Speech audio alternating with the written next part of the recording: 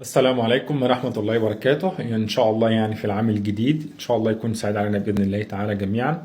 أنا لا أهنئ ولا أهنأ في هذا العام أو في هذا اليوم المخصص للاحتفال الذي يدعى أن لله تعالى فيه ولدا. ربنا سبحانه وتعالى بيقول عن الموضوع ده كده: تكاد السماوات يتفطرن منه وتنشق الأرض وتخر الجبال هدا. ليه يا رب السبب؟ أن دعوا للرحمن ولدا، يعني بس إن الناس بتدعي إن الرحمن جل في علاه ولد.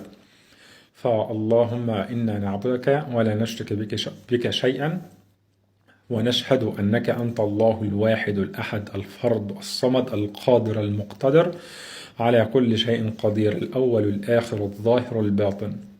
والسلام عليكم ورحمة الله وبركاته.